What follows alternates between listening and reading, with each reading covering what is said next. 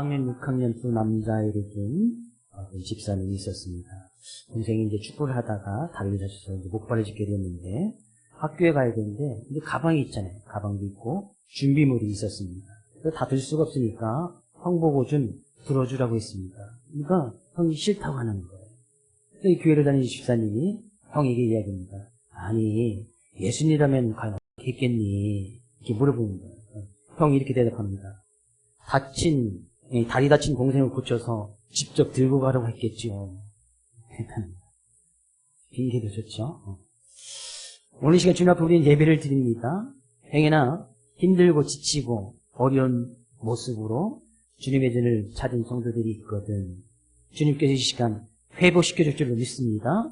치해줄 줄로 믿습니다. 그런 믿음의 모습으로 오늘도 우리가 말씀을 살피며 은혜를 나누기를 원하는데, 사람들은 우리의 눈으로 우리의 외적인 모습을 봅니다. 눈으로 볼 수 있는 부분이 있지만 눈으로 보지 못하는 부분도 있습니다. 등이라든지 뒤쪽은 보이지 않잖아요. 그래서 우리는 거울이라는 것을 통해서 우리의 육체적인 외적인 모습을 보이지 않는 모습을 보게 됩니다.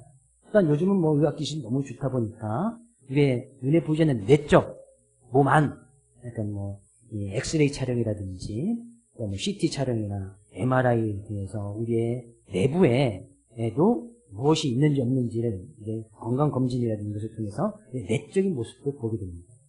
우리의 외적인 모습은, 내적인 모습은 늘 이제 검진을 통해서 점검을 한단 말이죠. 거울을 통해서 내가 보지 못하는 부분들을 점검한단 말이죠. 마찬가지로 우리의 신앙적인 부분, 영적인 부분도 늘 검진을 해야 됩니다. 우리는 하나님의 말씀을 우리의 영적인 거울 삼아서 우리는 늘 우리의 신앙을 점검해야 됩니다. 믿음을 진단해보고 신앙을 진단해보고 내가 보지 못했던 부분들을 말씀을 통해서 늘 볼 수 있어야 된단 말이죠. 오늘 우리는 우리의 영적인 거울과 같은 하나님의 말씀을 통해서 우리의 믿음을 좀 잘 진단해보고 나의 믿음은 지금 어떤 위치에 있으며 어떤 믿음을 추구하고 나가는지 말씀을 통해서 좀 은혜를 나누려고 합니다. 믿음의 결국은 구원입니다. 구원이라는 것은 좋은 것이거든요. 믿음하면 항상 좋은 것이 와야 돼. 믿음하면 결국에 우리는 구원을 받게 되어지는데, 근데 이 구원이라는 그 단어를 잘 보면 구원은 어디 큰 어려운 가운데 있을 때 건져내는 것이 구원이잖아요. 또 문제가 있을 때 그것을 해결받는 것이 구원이란 말이죠. 물론 궁극적인 구원은 이 세상에 살다가 천국에 가는 것이 구원이지만, 이 구원이라는 것을 잘 생각해 보면 믿음은 결국 구원인데, 그러면 이 구원을 받기 위해서는 그 믿음의 가정 가운데서는 반드시 어려움이 있어야 구원을 받는 것이잖아요. 웅덩이에 빠져야 거기서 건짐을 받을 것이 아니겠어요.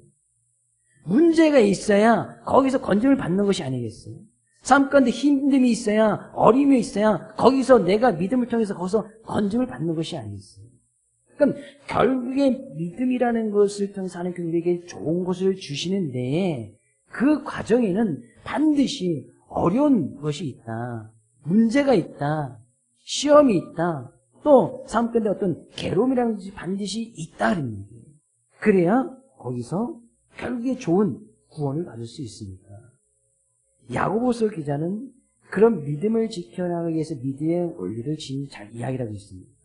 1절 말씀이 이야기하네요. 하나님과 주 예수 그리스도 종 야고보는, 여기서 야고보는 예수님의 12 제자 가운데 있던 야고보는 아닙니다. 그 야고보는 사도행전에 보면 예수님의 제자 중에서 처음으로 순교를 합니다. 일찍이 예수님을 믿는 것을 순교를 당했단 말이죠. 성경에 야고보가 여러 명 나오는데, 여기서 야고보는 성경학자들이 모두 다 이야기하기를 예수님의 친동생이었던 야고보를 이야기합니다. 처음에는 그가 예수님을 신뢰하지 못하였다가 결국 예수님께서 십자가를 지시고 부활하시는 그 사건을 통해서 이 야고보가 전적으로 예수님을 메시아로 믿게 되어졌고, 그 메시아를 믿던 이 야고보는 초대교회 많은 지도자들 가운데 한 명으로 지도자 생활을 하게 됩니다. 근데 당시에 이 야고보서를 쓰게 된 그 당시에 예수님이 십자가에 지시고 부활하신 그 이후부터 그 전에도 마찬가지지만 기독교인들에 대한 핍박이 심해졌습니다. 핍박이 심해지고 탄압이 심해지고 그러다 보니까 이들이 그 예루살렘 안에 머물면서 그 믿음과 신앙을 지켜나가기 너무나 힘든 거예요. 외적인 탄압이 있고 억압이 있고 막 믿는 사람들 죽이기도 하고 그래서 예수님의 제자였던 이 사도 야고보 사도가 순교를 당하고 우리가 잘 아는 스데반 집사도 순교를 당하는 그런 일이 있는 거예요. 예수님을 믿는다는 그 이유만으로 죽음을 당하는 거예요. 그러니까 더 이상 많은 예수 믿는 사람들이 그 예루살렘에 머물러 있지 못하고 여러 지역으로 이제 막 흩어지게 됩니다. 막 흩어지면서 결국에 그 가운데서 살아가게 되는데 그 초대교회 지도했던 이 야고보가 그 믿음을 지키기 위해서 여러 지역으로 흩어졌던 그 형제들이 너무나 궁금해서 편지를 쓰는 것이 야고보서입니다. 야고보가 썼다 그런 이야기. 그 야고보가 2절 말씀 이야기네요. 내 형제들아 너희가 여러 가지 시험을 당하거든 온전히 기쁘게 여기라. 그 야고보가 여러 지역에 있던 형제들에게 편지를 쓰는데 그들이 왜 흩어졌습니까? 믿음을 지키기 위해서 여러 가지 흩어진 거예요. 근데 여전히 흩어진 그 지역 안에서도 여전히 탄압이 있고 억압이 있고 문제가 있는 거예요. 여기서 시험은 그들이 당하는 외적인 시험을 이야기합니다. 내적인 시험이 아니에요. 시험하면 우리가 우리 안에서 올라오는 내적인 시험, 어떤 제 유혹이 있을 수 있는데 여기서 야고보가 이야기하는 외부적인 시험, 내가 믿음을 지키기 위해서 당하는 그런 시험이나 문제들을 이야기합니다. 내가 믿음을 지키기 위해서 시험을 당하는 거예요. 내가 믿음을 지키는데 어려움을 당하는 거예요. 믿음을 지키는데 감옥에 가는 거예요. 믿음을 지키는데 거기서 생명까지 잃어버리는 그런 시험을 이야기합니다. 네, 그런 믿음을 지켜나가기 위해서 그런 시험을 당하는데 그것을 온전히 기쁘게 여기라. 이것을 기쁘게 받아들일 사람이 누가 있어요? 내가 주님을 위해서 믿음을 지켜나가는데 시험을 당한단 말이죠. 누군가 와서 우리를 탄압을 해. 법적으로, 아니 정치적으로 막 시험이 오고 문제가 있어. 믿지 않는 가족들이 아니면 믿음에 있지 아니하는 다른 친척들이나 친구들이나 이런 사람 통해서 막 시험을 당하는 거예요. 그것을 억압을 당하는 거예요. 탄압을 당하는 거예요. 근데 그것을 기쁘게 받아들일 사람이 누가 있느냐? 결코 쉬운 일이 아니죠. 내가 믿음을 나 혼자 지키는 것도 힘든데 거기에 외부적인 시험도 있는 거예요. 그 너무나 힘든 것이 아니겠어요. 그래서 이 상황을 너무나 잘했던 그 초대교회 지도자였던 베드로 사도도 베드로전서 1장 6절 말씀에는 이렇게 이야기하네요. 베드로전서 1장 6절 말씀 같이 읽어보겠습니다.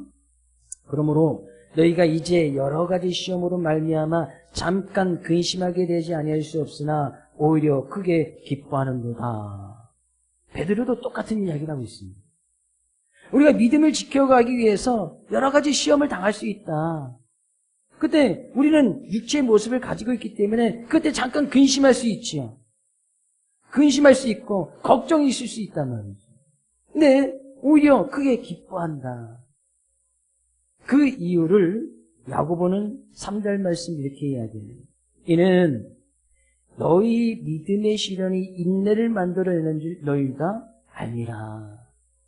그 믿음을 지켜나가기 위해서 시험을 당하는 그 시련을 통해서 우리가 인내를 이뤄낸다.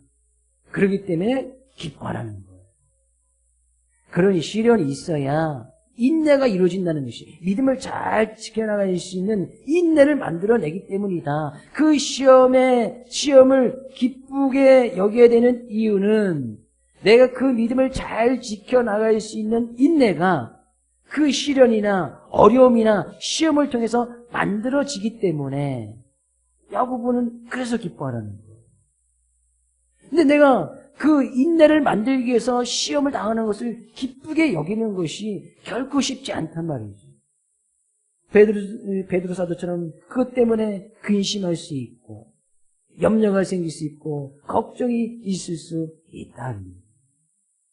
그럼에도 불구하고 야고보는 4절 말씀 더 과간으로 이야기하는 4절.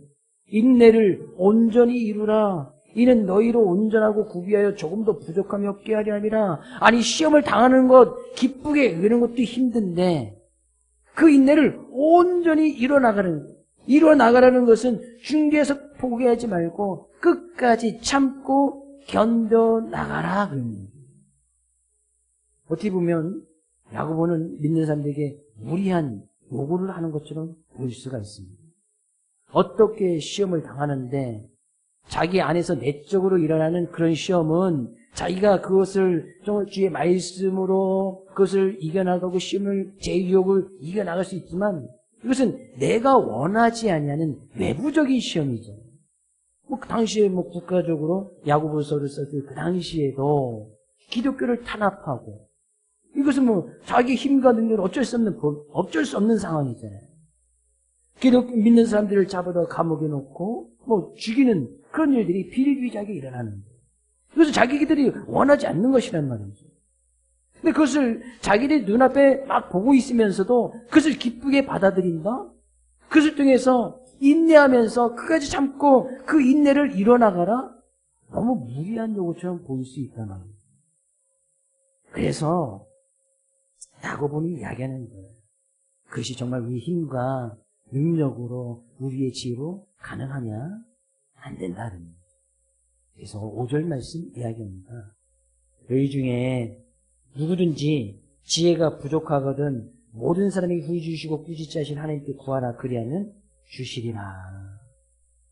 그것이 내가 지금 시험을 당할 때 기쁘게 여기고 그 인내를 이루어서 끝까지 이 믿음을 지켜나가라고 이야기하고 있지만 그것이 너희들의 힘과 능력으로 가능하냐? 안 된다. 그러니까 누구든 지혜가 부족하거든 그 믿음의 삶, 하나님께서 원하시는 믿음의 삶을 끝까지 지켜나가는 그런 삶을 이야기하는데 그런 삶을 살아갈 게 정말 부족하다는 우리에게 그렇게 힘이 없고 능력이 없으니 이야기하죠. 그러니까 하나님께 구하라. 하나님께 구하라는 것은 하나님께 기도하라는 거 아니겠어요? 결국에 야고보는 이야기하는 겁니다.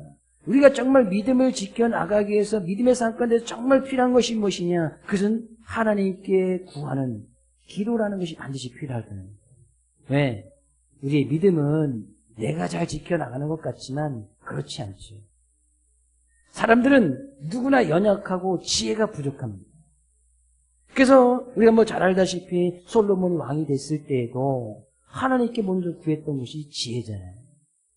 자기가 왕이면서도 이 나라를 잘 지켜나가는 것이 너무나 부족한 것을 솔로몬이 깨닫는 거예요. 그래서 하나님 앞에 기도하면서 하나님 저에게 지혜를 주옵소서. 왜? 부족한 자기 자신을 제대로 인식했기 때문에 우리의 힘과 능력으로는 이 믿음을 지켜나가는 것이 정말 힘들고 어렵다는 것을 우리는 분명히 인지하고 있어야 됩니다. 잘 깨닫고 있어야 된다는 거죠. 그러니까 안 되니까 하나님께서 구하라. 내 믿음을 지켜나갈 수 있는 그 지혜를 하나님께 구하라 그러는 거죠. 하나님께 구하라. 이 지혜는 결국에 그런 하나님을 믿는 그 믿음의 모습을 온전히 이야기합니다. 그래서 야고보서는 이 믿음이라는 것과 지혜를 거의 같은 의미로 사용하고 있습니다. 믿음을 잘 지키는 것이 곧 지혜인데 그 지혜는 하나님께 구해야 얻을 수가 있다는 거예요. 그래서 이 지혜는 그래서 뒷부분에 야고보서 3장 17절 말씀 가서 볼까요? 야고보서 3장 17절 18절 같이 읽어보겠습니다. 오직 위로부터 난 지혜는 첫째 성결하고 다음에 화평하고 관용하고 양순하며 긍휼과 선한 열매가 가득하고 편견과 거짓이 없나니 화평하게 하는 자들은 화평으로 심어 의의 열매를 거두느니라. 그 지혜를 하나님께 구한 하나님께서 그 지혜를 주실 것인데 그 지혜 있는 자들은 결국에 그 지혜를 위해서 뒤에 성결하고 화평하고 관용하고 양순하고 긍휼과 선한 열매가 있고 편견 거짓이 없다 라는 것은 결국에 이 지혜라는 것을 갖다가 한마디로 이야기하면 그 모든 삶의 모습을 보여주신 예수 그리스도를 이야기합니다. 그래서 이 말씀을 잘 깨달았던 사도 중에 한 사람이었던 이 바울 사도는 고린도전서 1장 24절에 딱 이렇게 이야기를 하고 있어요. 같이 한번 읽을까요? 오직 부르심을 받은 자들에게는 유대인이나 헬라인이나 그리스도는 하나님의 능력이요 하나님의 지혜입니다. 그 그리스도는 예수 그리스도는 하나님의 능력이요 하나님의 지혜다. 그 지혜를 구하라는 것은 곧 예수 그리스도를 구하라는 것이거든요. 우리가 믿는 믿음은 예수는 그리스도라는 것을 믿는 거 아니겠어요? 그 믿음을 지켜나가기 위해서 시험을 당할 때 예수는 그리스도라는 그 믿음을 지켜나가기 위해서 하나님 앞에 지혜를 구해야 되는데, 그 예수는 그리스도라는 그 지혜를 구해야 되는데, 그 하나님의 지혜이신 예수를 구하란 말이죠. 하나님으로부터 하나님께서 부어주시는 이 지혜는 그 예수 그리스도를 이야기한단 말이죠. 그래서 뒤에 뭐 성결이나 관용이 이런 모습은 우리의 삶 가운데서 예수님께서 보여주신 그 삶의 모습을 닮아가는, 하나님의 형상을 닮아가는 그런 모습이, 우리의 믿음의 모습이 우리의 삶 가운데서 직접 나타나야 된단 말이죠. 그래서 야고보서는 그 믿음이라는 것은 예수 그리스도를 구하여서, 그 지혜를 구하여서 우리의 삶 가운데서 성결의 모습으로, 관용의 모습으로 예수님이 보여주신 그 삶의 모습대로 실천해 나가는, 그래서 우리가 잘 알다시피 행함이 없는 믿음은 죽은 믿음이라고 야고보서가 이야기하잖아요. 그 믿음의 모습이 그 하나님께 구해서 그 믿음을 받아서 우리의 삶 가운데 그 행함의 모습으로 나타내야 된다. 그런 것들이 지금 여러 가지로 이야기하는 겁니다. 성결이니 관용이니 또 우리가 삶 가운데 편견이 없는 모습이니 화평이니, 그래서 예수님께서 보여주신 삶의 모습이거든요. 그러려 우리는 이 믿음이라는 것도 하나님께 구해서, 그래서 하나님의 능력이고 하나님의 지혜니 그 하나님께 구하여서 이 지혜를 받을 수 있어야 된다는 거예요. 믿음을 받을 수 있어야 된다는 거예요. 이 옆에 계신 성도님께 우리 하나님 앞에 구합시다. 그럼 하나님께 구하면 하나님께서는 주시겠다, 하나님께서 주시겠다고 말씀하지 않습니다. 하나님, 내가 믿음을 잘 지켜나가기 위해서 하나님께 구합니다. 하나님, 믿음 주시옵소서. 하나님께서 주시겠다는 거예요. 내가 이 믿음을 지켜나가기 위해서 지금 큰 시험을 당합니다. 하나님, 그 시험 가운데 우리가 근심하지 아니하고 걱정하지 아니하고 그 시험을 이겨나갈 수 있는 분명한 지혜를 주시옵소서라고 구하면 하나님께서 지혜를 주시겠다는 거 아니겠어요? 예수 그리스도의 마음을 닮아갈 수 있는 그 예수 그리스도의 풍성한 은혜를 우리에게 주시겠다는 거 아니겠어요? 6절, 오직 믿음으로 구하고 조금도 의심하지 말라. 의심하는 자는 마치 바람에 밀려 요동하는 바닷물결 같으니. 네, 그 믿음을 가지고 하나님께 구할 때에 왜 의심이라는 것이 듭니까? 하나님께 기도하면 바로 응답해 주시면 얼마나 좋아요. 하나님, 내가 지금 시험을 당하고 있는데 이 시험을 빨리 이겨나갈 수 있게 하나님 힘과 능력을 주셔서 이 시험을 이길 수 해주시옵소서. 바로 응답이어서 그 시험 가운데서 그 시험을 벗어났어. 그럼 얼마나 좋아. 근데 하나님께서는 물론 바로 그 시험을 이겨나갈 수 있는 힘과 능력을 바로 주시기도 하고 응답을 주시기도 하지만, 대부분 우리가 기도를 하다 보면 바로바로 응답이 옵니다. 이 시험이라는 것이 하루, 이틀, 아니면 일주일, 2주일 안에 끝나는 시험이라면 얼마나 좋아요. 1년이 돼도 2년이 돼도 10년이 돼도 어떤 분은 20년이 돼도 이 시험이 끝나질 않아. 그런 가운데서도 하나님 앞에 계속 부르짖고 기도하고 하나님께 구한다는 것이 쉽지 않단 말이죠. 과연 내가 구할 때 하나님께서 내 기도를 들으시는 것은 맞나? 내가 하나님께 믿음을 구하고 지혜를 구하는데 왜 이 시험은 끝나지 않나? 그러면 의심이 들 수밖에 없지. 그때 근심할 수밖에 없지. 걱정할 수밖에 없다 그래요. 그래서 이 의심한다는 그런 가운데서 양쪽에서 이제 저울질하는 것 같은 것이 이제 의심하는 것이거든요. 과연 내가 그런 가운데서도 믿음을 지킬 것인가? 아니면 때로는 이 믿음을 때로는 포기할 것인가? 이런 두 마음이 생길 수밖에 없단 말이에요. 의심이라는 것은 이런 마음이거든요. 그런 의심하는 마음을 8절 말씀은 이렇게 이야기하네요. 두 마음을 품어. 두 마음이 있단 말이죠. 내가 이 믿음을 그래도 시험까지 지켜나갈 것이냐, 이 믿음을 포기할 것이냐. 모든 일에 정함이 없는 자로다. 어느 것을 정해야 될지 마음속에서 늘 이렇게 분리되어져 있는 상태. 이제 두 마음이라고 이야기하는데 야고보서에는 그런 두 마음이라는 표현이 있습니다. 과연 내가 이런 상황 가운데서 과연 무엇을 정하고 무엇을 택해야 될 것인가? 야고보는 믿음의 형제들에게 지금 그런 가운데서도 믿음을 택하여 그 믿음의 모습으로 시험을 이겨나가고 그 시험을 통해서 인내를 온전히 이루어서 하나님께서 우리의 삶 가운데서 어떻게 함께 하시는지 그 믿음의 모습을 통해서 나아가라고 이야기합니다. 믿음을 지켜나가기 위해서는 반드시 시련이 옵니다. 어려움이 옵니다.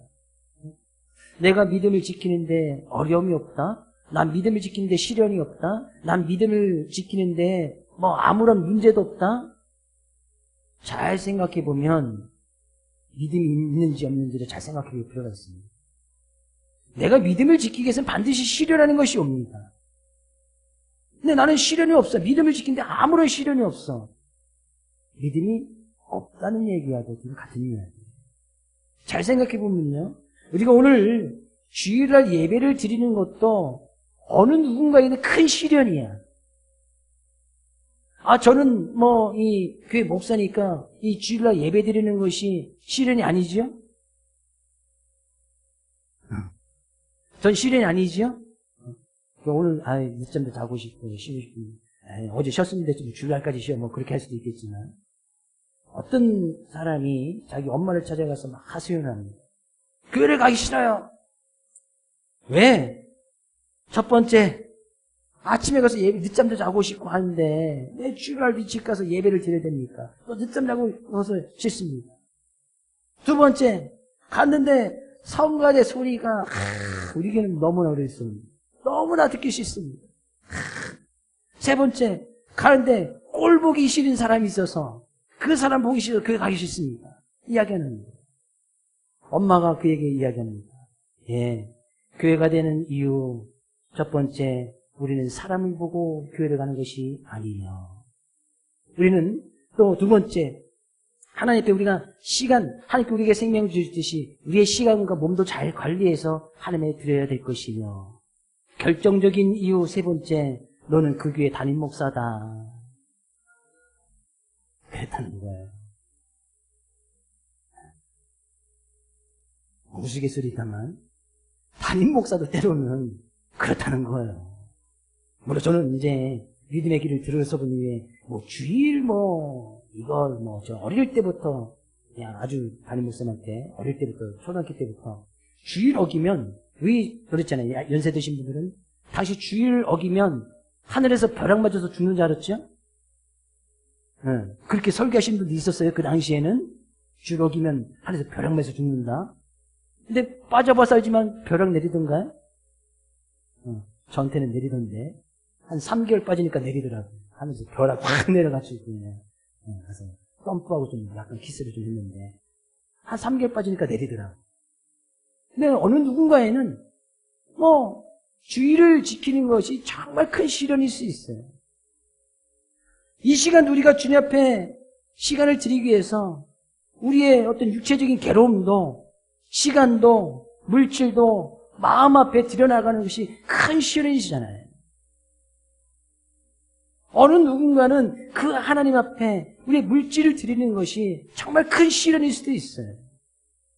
정말 없는 살림 가운데서 그래도 하나님의 감사함으로 그 하나님 것을 드려나가는 것이 얼마나 큰 시련이에요. 주님을 섬기고 찬양하고 예배한다는 것이 얼마나 큰 시련이에요. 더군다나 외부적인 시험이 있어. 믿지 않는 행여나 가족이나 형제나 친척이 있다면 친구들이 있다면 얼마나 많이 유혹을 해요. 가족들 얼마나 탄압을 합니까? 핍박을 합니까? 아니면 우리나라는 정치나 법적으로 종교의 자유가 있어서 이 종교의 자유가 있다는 것이 어떻게 보면 좋은 것 같긴 하지만 정말 믿음과 신앙이 성장하고 교회가 성장하기 위해서는 약간의 탄압이 있는 것도 괜찮습니다. 기독교 역사에 보면 탄압이 있을 때, 그런 법이 막 제정돼서 기독교 막 억압할 때에 오히려 그때 기독교는 그때 막 돌이 살아나고 불이 붙거든요. 그러니까 우리의 믿음도 그런 측면에서 보면 약간 탄압이 있고 억압이 있어야, 야고보는 그래서 너무나 잘 알았던 것이지. 그런 시험을 당하다면 기쁘게 여겨라. 그래야 우리의 믿음이 더욱더 굳건해지니까. 그래야 우리가 그 믿음을 통해서 인내를 이룰 수 있으니까. 결국에 우리는 이 믿음이라는 것을 어떤 상황이나 여건 가운데서도 믿음을 정하고 믿음을 택해야 될 텐데, 그것이 우리 힘과 능력으로 가능하냐? 우리의 지혜로 가능하냐? 그렇지 않으니 하나님께 구하여서, 하나님께 믿음을 구하고 지혜를 구하여서 믿음의 승리자가 되어야 될 것이 아니냐 그럽니다. 믿음은 추상적인 것이 아닙니다. 믿음은 어떤 이론적인 것도 아니에요. 내가 그 하나님을 믿는 믿음의 모습이 있다면 우리의 삶 가운데서 그 믿음을 가지고 지켜나가는 삶의 모습이 우리 행함 가운데 분명히 나타나야 된단 말이죠. 그런 것들이 어느 때, 시험을 당할 때, 시련이 올 때, 문제가 있을 때에, 괴로움이 있을 때, 그때 믿음이라는 것이 그때 나타난단 말이에요. 저는 우리 정말 사랑하는 모든 성도님들이 정말 하나님을 예배하고 찬양함에 있어서 이 믿음의 승리자가 될 수 있기를 주의 이름으로 축복드립니다. 그러니 하나님께 기도하고 하나님께 지혜를 구하고 하나님께 믿음을 구하여서, 하나님께서는 믿음을 구한다고 믿음이 야 왜 자꾸 믿음을 구하냐 꾸짖거나 책망하시지 아니하고 후히 주시고 막 흔들어 넘치도 채워주시는 하나님이시니까, 믿음을 구하는 자에게 왜 믿음을 주지 않겠으며, 지혜를 구하는 자에게 왜 지혜를 주지 않겠으며, 예수 그리스도를 닮아가겠다고 발버둥 치며 하며 나가는 자들에게 하나님께서 왜 채워주시지 않겠습니까? 그런 믿음의 모습으로 한 주간도 완전한 하나님의 사랑이시고 완전한 하나님의 지혜이신 예수 그리스도를 닮아가고 믿음의 승리자로 승리하며 나가는 우리 사랑하는 모든 성도들 될 수 있기를 주의 이름으로 축복을 드립니다.